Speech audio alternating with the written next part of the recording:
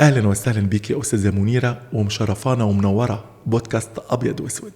طبعا رشدي اباظة ده انا عايز اقول ده حاله خاصه يا استاذه منيره، حاله خاصه. مجرد ما بتيجي صورته او اسمه في اي وسيله من وسائل التواصل الاجتماعي على طول تلاقي ناس كتير قوي، شباب وناس كبيره وحتى اطفال، كلهم مرتبطين برشدي اباظة. ايه سر جاذبيه رشدي أباظة لغاية دلوقتي رغم مرور أكتر من 45 سنة على وفاته؟ أنا بسأل نفسي نفس السؤال، لأنه أنا لما بقابل شباب صغيرين بنات صغيرين بستغرب إن هم لما يعرفوا مثلا إن أنا أخت رشدي أباظة، والنبي حضرتك يا طنط منيرة أخت رشدي أباظة. فأنا بستغرب لدرجة إن أنا ساعات بقول لهم طيب انت عمرك 14 سنه ولا 15 سنه، ايش عرفك برشدي أباظة؟ تقول لي انا بموت فيه يا طنط، انا بحبه يا طنط. فانا نفسي بسال نفس السؤال ليه. بس انا اقول لك بقى، رشدي كان حبوب جدا جدا، وكان يحب الناس. يعني مهما احكي لك بيحب الناس ازاي. اولا اطفال كانوا يحبوه جدا، الاطفال اللي في الاسره عندنا كانوا يحبوه جدا جدا، لانه هو حنين. رشدي فيه ميزه كانت يعني ميزة حلوة جدا جدا، هو حنين جدا جدا جدا على الكبير والصغير وعلى الناس اللي حواليه كلهم. وزي ما انت قلت رشدي ده كان جميل، رشدي كان جميل يعني. انا اخويا رشدي، بس بقولك انا ما شفتش احلى منه. طب رشدي أباظة بالنسبة لك يا أستاذة منيرة أب ولا أخ ولا صديق ولا أستاذ؟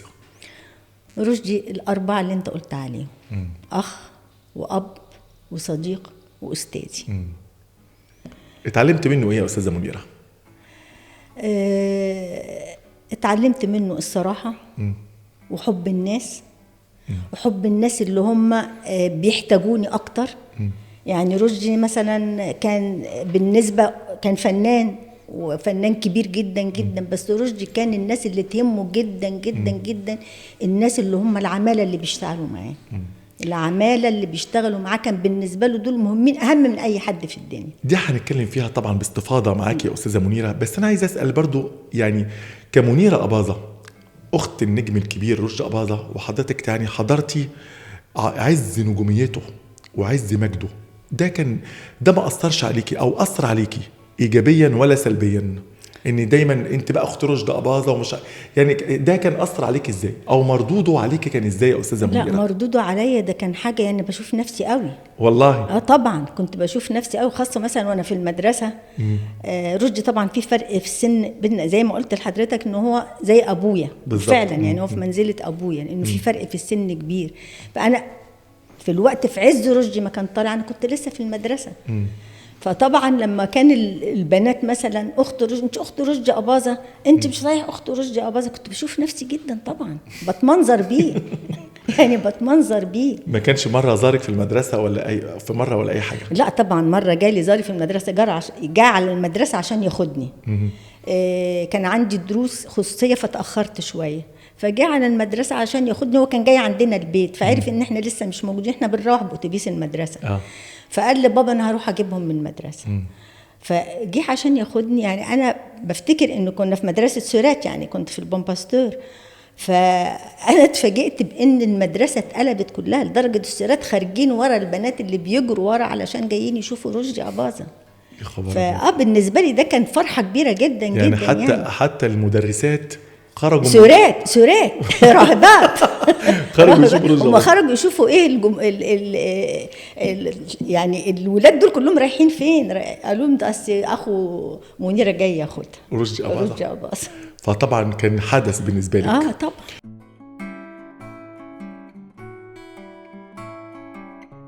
انا يعني عرفت ان كان في وقت من الاوقات كان هو منفصل عن والده بسبب ان هو كان رافض دخوله مجال التمثيل.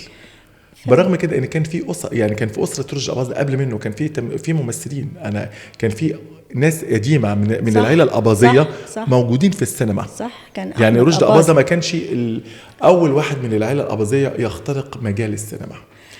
هو بالنسبة طبعا انت بترجعني ورا سنين، يعني لسه يمكن كنا في الوقت ده احنا كنا في بنها، بابا كان ضابط كان بيخدم في بنها في الوقت ده، كان ضابط بوليس. كان ضابط بوليس. فاحنا كنا صغيرين قوي في الوقت ده، يعني انت بتتكلم مثلا ايام ما رشدي بابا رفض ان هو يشتغل في السينما، احنا كنا 7 سنين 8 سنين، يعني كنا لسه في بنها. ورشدي كان قدم راح عشان نزل القاهرة علشان يشتغل في التمثيل، فطبعا بابا عرف. جه رشدي على بنها عندنا علشان يقول لبابا ان هو هيشتغل في التمثيل. فطبعا بابا رفض بات. وانا فاكره يعني الموقف ده الواحد مش في مواقف كده الواحد ما يقدرش ينساها. ان احنا كنا ال3 بنات واقفين ورا ماما كده، وبابا بيزعق له بيقول له ما فيش تمثيل، لو هتمثل يبقى خلاص انت ما تجيش البيت هنا، ولا ليك اخوات ولا ليك اب ولا ليك اي حاجه. واحنا صغيرين مش قادرين حتى نستوعب ايه اللي بابا بيقوله، يعني بابا بيزعق لابي رشدي. يعني احنا لما كبرنا بقينا نفهم ايه كانت المشكله، ان هو رفض ان هو يشتغل في السينما.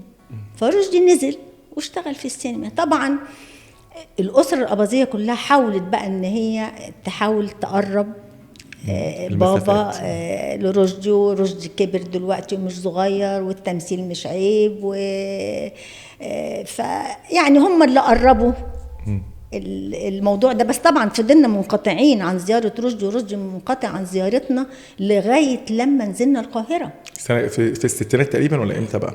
تقريبا في الستينات، يمكن قبل الستينات كمان، يعني بداية رشدي أول ما ابتدى يعني يدخل السينما بالظبط. طب هنا بقى عايز أقف عند دور والدة حضرتك. والدة حضرتك كانت تعتبر زوجة أب بالنسبة لرشدي أباظة. كان دورها ايه في حياة رشدي أباظة؟ كان فعلا زي ما بنسمع مرات أب، ولا كان دورها مختلف تماما؟ لا، دورها كان مختلف تماما. أساسا كانت صاحبة جدا رشدي، صاحبته جدا، لأن هي ربته. يعني من قبل ما ينزل مصر بقى ينزل القاهرة، لأن مامته كانت مقيمة في القاهرة، مامة رشدي طليانية. فهو في السن بقى اللي هو 15 سنة 14 سنة بعد ما ستي توفت، إنه ستي اللي كانت بتربيه، ستي والدة يعني والدة جدتي من أبويا، يعني بالظبط كانت بتربيه، هي اللي كانت بتربيه في الشرقية. فلما اتوفت بابا كان ارتبط بماما، فطبعا جه رشدي عاش معانا. فكانت ماما بتعامله يعني كأنه يعني لا، كانت بتعامله كويس جدا جدا جدا، وكان يحب مامتي جدا، كان يحبها جدا جدا. هي والدتك توفت امتى يا استاذه منيره؟ لا كام؟ ماما توفت يعني بقالها تقريبا 20 سنه تقريبا. يعني بعد رشدي أباظة؟ بعد رشدي. يعني كانت العلاقه بينهم علاقه حميميه حتى النهايه. جدا جدا. وكان انا عندي اخت من ماما، اختي من اسمها فاطمه، هي في سن رشدي اخويا. يعني كان رشدي شقيق من بابايا، وفاطمه كانت مذيعه هي ببرنامج المرأة العاملة في الراديو يعني.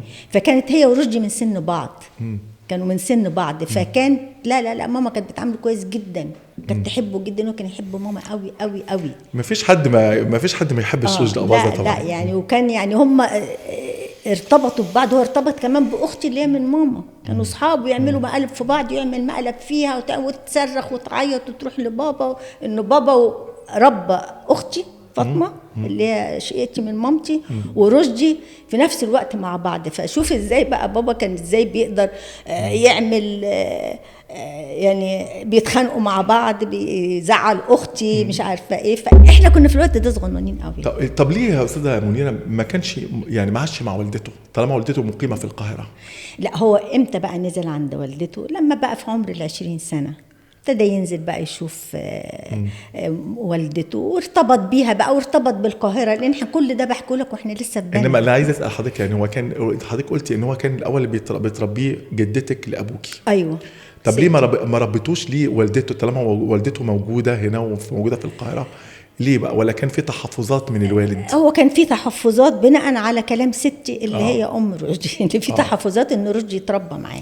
طب احنا كمان شفنا رشدي أباظة كمان مشاريع عملها قبل التمثيل. احنا شفنا له صور كتير في مجلات ان هو كان عامل مشروع كده، مطعم، ومشروع تاني اللي بيبيع شويه منتجات تقريبا، يعني اكتر من مشروع. ايه الصور دي يا استاذه منيره؟ بس انا اقول لك المشاريع دي ما كانش هو اللي عاملها. كانت مامته اللي عاملاها الطليانيه. مامة رشدي هي اللي كانت عاملاها. اول واحده في مصر عملت البيتزاريه، اول واحده في مصر عملت يعني ايه بيتزا. والدة رشدي أباظة. والدة رشدي أباظة، وكان ليها مطاعم في وسط البلد. مطعم 2 و3. كانت بتعمل البيتزا، ما كانش لسه حد يمكن في مصر بيعرف البيتزا دي في الوقت ده. الكلام ده كان في بداية الخمسينات. ايوه طبعا. ايوه لان هي طليانيه، هي اساسا طليانيه. فكانت فتحت هي المشاريع دي، هي بتاعت البيتزا. شفنا رشدي أباظة فعلا واقف بيدوق الاكل وبيظبط الاكل أيوة. ومكتوب كده محلات رشدي أباظة، محل رشدي أباظة كده مكتوب كده يافطة كبيرة وعنوان كبير على محل تجاري. هي دي البيتزا بتاعت مامته. كان ساعتها ما اشتغلش سينما؟ لا ما كانش لسه اشتغل سينما. ما كانش لسه اشتغل يعني الموضوع ده ممكن نقول عليه في نهاية الأربعينات تقريبا، لأن هو دخل السينما في نهاية الأربعينات بداية الخمسينات. بالظبط بداية الخمسينات. طب امتى صالح والده بدأ يعني يبقى في العلاقة بدأت ترجع تاني مع بعض بين والده وبين رشدي أباظة؟ دي كان في الستينات بقى تقريبا رجعوا مع بعض. أيوة في آخر الستينات. في آخر الستينات. أول مرة كان طبعا الأهل اتدخلوا كتير جدا جدا عشان يعملوا مثلا، يحاولوا انه بابا بقى خلاص يعني بقى السينما بقتش عيب، والسينما بقت عادي، وفي ناس كتير ولاد بشوات وولاد دخلوا السينما فما بقتش عيب يعني. فكان اول مرة بابا يكلم رشدي كان يوم خطوبة اختي اللي اكبر مني. اخت حضرتك اسمها ايه بقى؟ اسمها رجاء. اختي رجاء دي اللي اكبر مني. احنا رجاء وزينب وفكري، احنا شقاق رشدي من الاب والام. رشدي اخويا شقي من بابايا، اختي فاطمه شقيقتي من ماما. بالظبط. كان هو مالوش اخوات من والدته؟ هو ليه سوري، هو كان في حامد بعد ما هي انفصلت عن بابايا اتجوزت وخلفت ولد واحد اسمه حامد. ده كان رشدي بقى مربيه يعني تقريبا، يعني كان رشدي مربيه، لانه طبعا الفتره بقى اللي هو قعد مع مامته فيها، وكان حامد صغير بقى ولسه مولود وكده، فرشدي تبناه تقريبا يعني. اتوفى من فتره كبيره يعني برضه. الله يرحمه.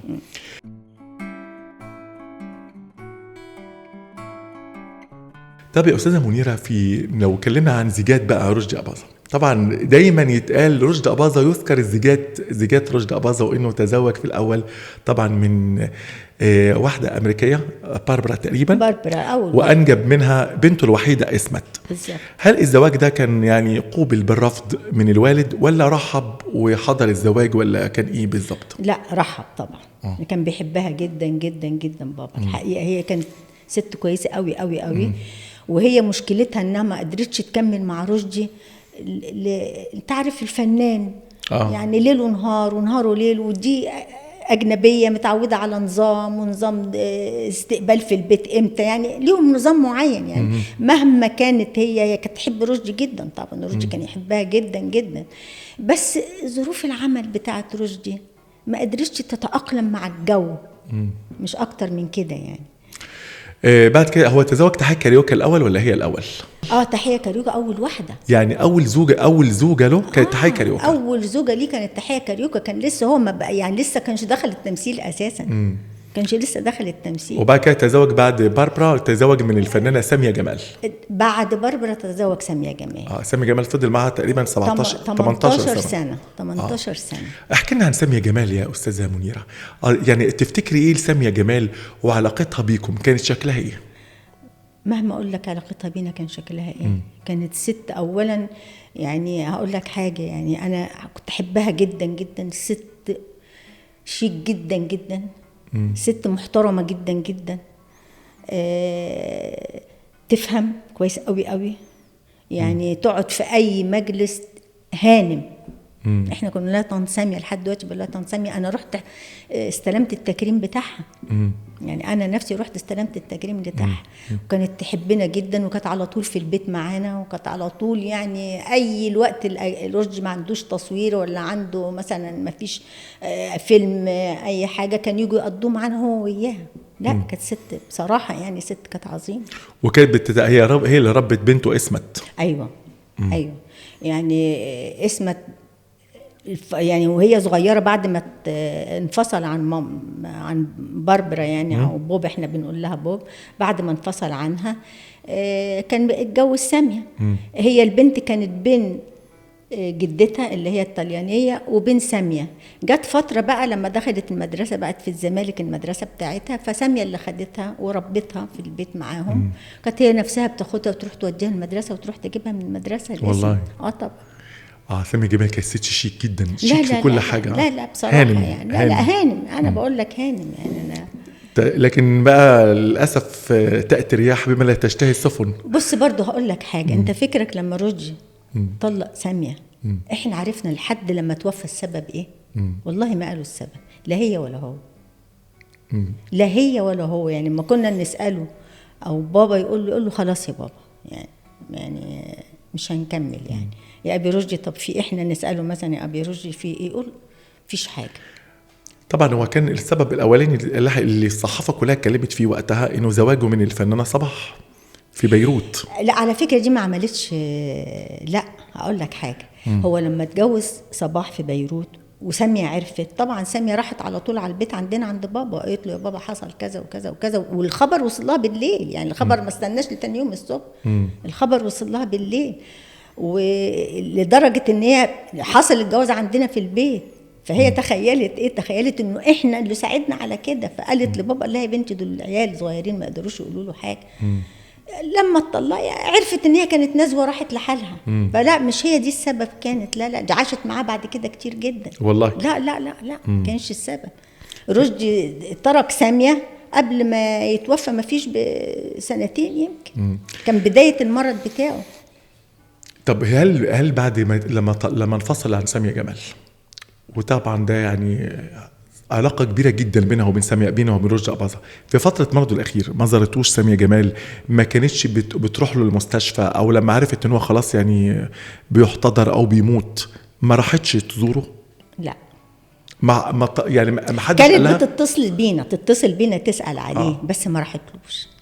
لا ما جاتلوش المستشفى خالص. لا ما جاتلوش المستشفى. هو دايما معروف عن بص يا أستاذة منيرة، دايما رشدي أباظة معروف بعلاقاته وغرامياته النسائية. احنا عايزين نحسم الموضوع ده مع حضرتك. دايما يقال انه كان بيحب الفنانة ماجدة الصباحي، وكان وبالفعل اتقدم للفنانة ماجدة الصباحي واخوها رفض، اخو ماجدة الصباحي. ويقال ايضا انها كان عايزة يتزوج الفنانة مريم فخر الدين.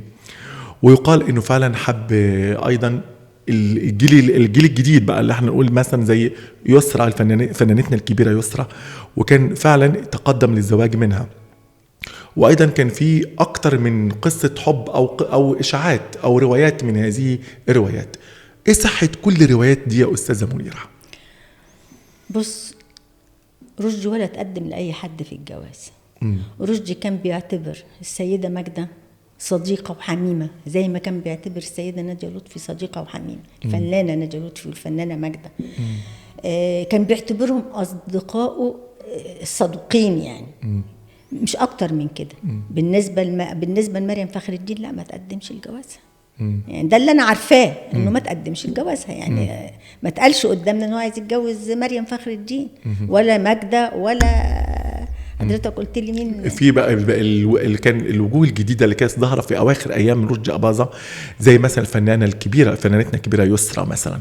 وكان هل ده كان لانه اشتغل معاها فيلمين، فيلم اذكياء لكن اغبياء مع عادل امام، زعيم عادل امام، وكان من الافلام الجميله برضو. وفيلمه تقريبا اللي هو الاخير لانه بياضه، لان ده الفيلم الوحيد اللي كمله للاخر. أيوة. قبل فيلم الاقوياء اللي ما كملوش. فهل ده فعلا كان فيه قصة حب أو مشروع زواج بينه وبين الفنانة الكبيرة يسرى؟ لا لا، بس هو كان يعز الفنانة يسرى جدا، وكان يحبها جدا كفنانة صغيرة ولسه طالعة جديد. كان يحبها قوي، وكان يحب الفنانة نجلاء فتحي جدا. بس بيعتبرهم دول كلهم بناته.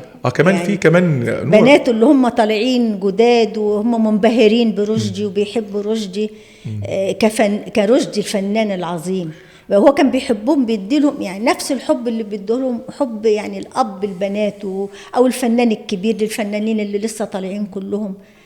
وحتى يعني كمان يا أستاذة منيرة برضو مع الفنانة المعتزلة نورة لما اشتغل معها فيلم اسمه يا رب توبة.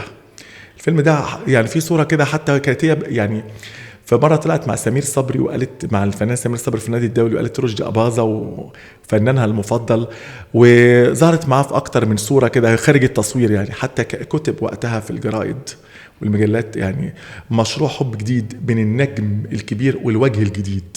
ما هو شيء طبيعي الجرايد لما يلاقوا فنانة وفنان وقاعدين في مكان لازم هيقولوا ان هو في هو حب رشدي جديد. أباظة مجرد رشدي أباظة بمجرد ما كان هيطلع في اي صورة مع اي حد وفي فنانة معاه هيقولوا حب جديد. هو دي صحافة. دي صحافة. بس عشان كده بنحسم الموقف ده مع حضرتك، عشان الكلام اللي كتير الفنانة دي والفنانة دي لا ما كانش فيه خالص. لا بقول لك كان بيعتبر كل الفنانات الصغيرين اللي طالعين ان هو رشدي أباظة بيحبهم كبنات وبيحبهم كفنانين صغيرين وطالعين وعايزين بيحبوا الفنان رشدي أباظة، لأنه رشدي أباظة كان فنان في الوقت ده يعني رشدي أباظة.